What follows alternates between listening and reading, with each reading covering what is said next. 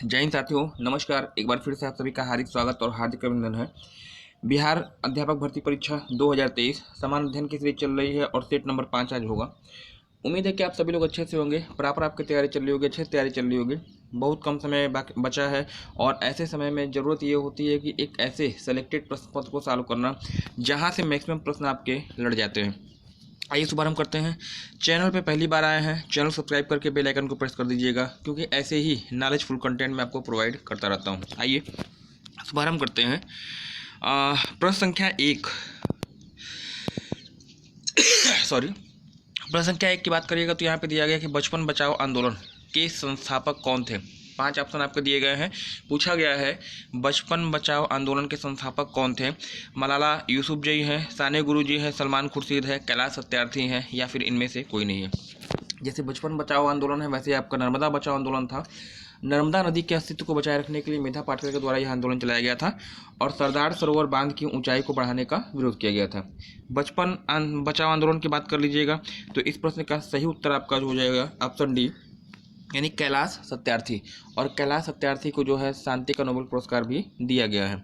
मलाला यूसुफजई पाकिस्तान की हैं, सबसे कम उम्र की शांति का पुरस्कार पाने वाली ये महिला है, पाकिस्तान से रिलेटेड होंगी, इनको आपको ध्यान रखना होगा, है ना। प्रश्न संख्या अगर यहाँ पे हम 2 की अगर बात करिएगा तो पूछा गया है क्लारीपायट किस राज्य का मार्शल आर्ट है। केरल, मध्य प्रदेश, नागालैंड, मिजोरम, या फिर उपयुक्त सभी। क्लारीपायट का संबंध किस राज्य से। देखिए ऐसे क्वेश्चन आपको मिलने ही मिलने हैं। ऐसे क्वेश्चन सबको नहीं आते हैं, लेकिन यकीन मानिए जिसको आते हैं उनके मेरिट में नंबर बन जाते हैं।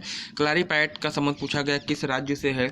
इस प्रश्न का जो सही उत्तर आपका होगा ऑप्शन ए हो जाएगा, यानी क्लारीपायट संबंधित है केरल की मार्शल आर्ट है। जैसे कराटे होता है, जूडो होता है, वैसे आप क्लारीपायट आपका है केरल से। प्रश्न संख्या 3 की बात कर लीजिएगा। यहाँ पे दिया गया कि शिव कुमार शर्मा का संबंध निम्नलिखित में से किस क्षेत्र से है।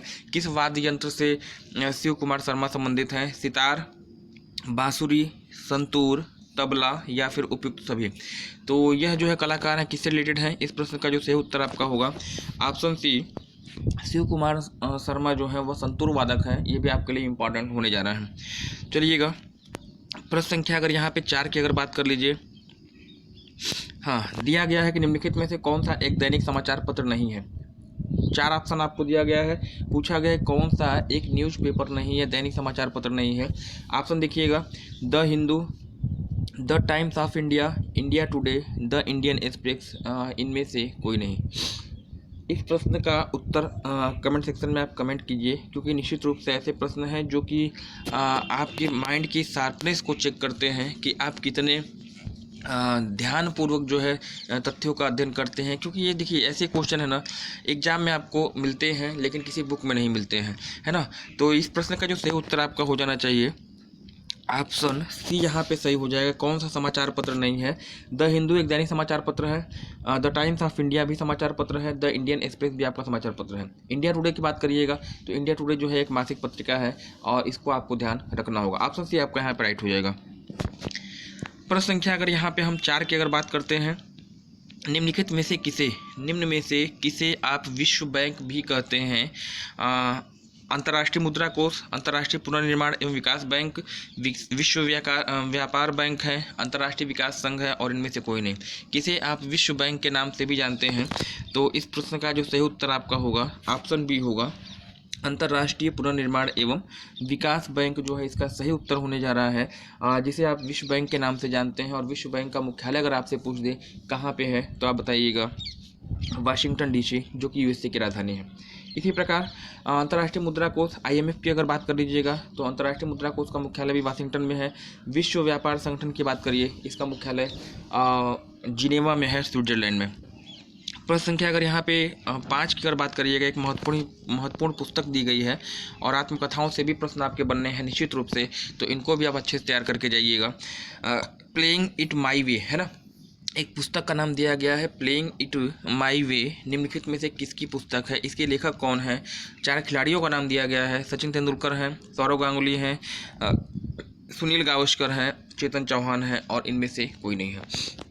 तो इस प्रश्न का जो सही उत्तर आपका हो जाएगा ऑप्शन सी होगा, क्रिकेट के भगवान कहे जाते हैं Sachin Tendulkar, playing it my way इनकी जो है आत्मकथा है। आप मुझे कमेंट सेक्शन में कमेंट करके सौरव गांगुली की जो आत्मकथा है उसका नाम आप मुझे कमेंट सेक्शन में कमेंट करके बताएंगे। हाँ, प्रसिद्ध पुस्तक काबुलीवाला के लेखक का नाम आपसे पूछा गया है ना। काबुलीवाला के लेखक कौन है? बाल गंगाधर तिलक, महात्मा गांधी, व्योमेश चंद्र बनर्जी, रविंद्रनाथ टैगोर और उपयुक्त सभी। काबुलीवाला के लेखक कौन है? इस प्रश्न का जो सही उत्तर आपका होगा ऑप्शन डी हो जाएगा, रविंद्रनाथ टैगोर, है ना। काबुलीवाला के लेखक रविंद्रनाथ टैगोर। इनके अलावा दो पुस्तक इनकी और याद रखिएगा, एक तो गोरा याद रखिएगा और एक याद रखिएगा गीतांजलि। गीतांजलि के लिए 1913 में इन्हें जो है साहित्य का नोबेल अवार्ड भी दिया गया था। हाँ, प्रश्न संख्या 7 की अगर बात करिए, बीसी राय पुरस्कार निम्नलिखित में से किस क्षेत्र में दिया जाता है, यह आपसे पूछा गया है। संगीत, पत्रकारिता, पर्यावरण, चिकित्सा या फिर उपयुक्त में से कोई नहीं। बीसी राय पुरस्कार का संबंध किस क्षेत्र से है? इस प्रश्न का जो सही उत्तर आपका होगा ऑप्शन डी हो जाएगा, चिकित्सा के क्षेत्र में बीसी राय पुरस्कार दिया जाता है। ऑप्शन डी आपका यहाँ पे राइट होगा। प्रश्न संख्या 8 की बात कर लीजिएगा, वुली शब्द का प्रयोग निम्नलिखित में से किस खेल में किया जाता है, यह आपसे पूछा गया है। क्रिकेट, वॉलीबॉल, हॉकी, फुटबॉल या फिर इनमें से कोई नहीं, है ना। बुली शब्द किससे संबंधित है? एक वाली शब्द होता है, वाली शब्द जो है हाफ वाली होती है फुटबॉल में, है ना, क्रिकेट में भी होती है। यहाँ पे जो है आपका सही उत्तर आपका होगा ऑप्शन सी हो जाएगा, हॉकी से संबंधित है आपका बुली शब्द। एक हॉकी की शब्दावली है ना। आज के सेशन का 9वां जो क्वेश्चन है, शास्त्रीय नृत्य का संबंध किस राज्य से है, ये आपसे पूछा गया है। मणिपुर है, उत्तर प्रदेश है, मिजोरम है, असम है या फिर इनमें से कोई नहीं है।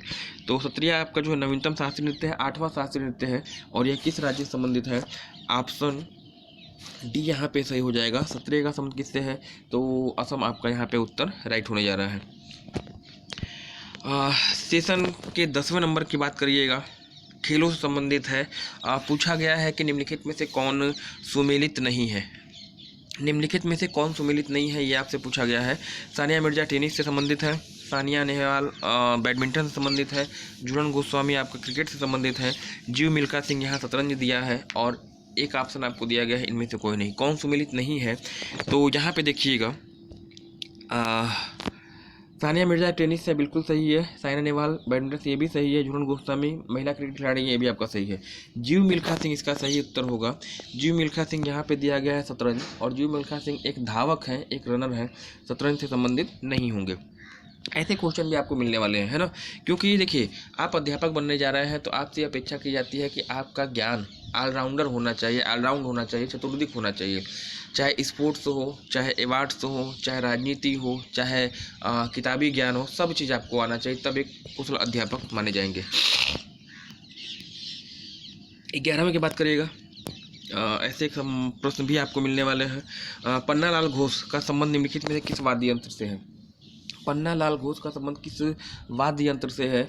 बांसुरी, वायलिन, सितार, संतूर या फिर इनमें से कोई नहीं। तो इस प्रश्न का जो सही उत्तर आपका हो जाएगा ऑप्शन ए होगा, पन्नालाल घोष किससे रिलेटेड है? बांसुरी यहाँ पे उत्तर आपका राइट होने जा रहा है। चलिएगा, प्रश्न संख्या 12 की अगर बात कर लीजिएगा तो दिया गया है कि कितनी भारतीय भाषाओं में सर्वोत्तम लेखन हेतु साहित्य अकेडमी पुरस्कार प्रदान किया जाता है ना। कितनी भारतीय भाषाओं में सर्वोत्तम लेखन के लिए साहित्य अकेडमी पुरस्कार दिया जाता है? संख्या पूछी गई है, 22 भाषा दिया है, 24 दिया है, 26 दिया है और 20 दिया है। याद रखिएगा, भारतीय संविधान की 8वीं अनुसूची में 22 भाषाएं हैं, 22 में 2 और जोड़ लीजिएगा, 24 भाषाओं में जो है साहित्य अकेडमी पुरस्कार दिया जाता है। इसको आपको ध्यान रखना होगा, है ना।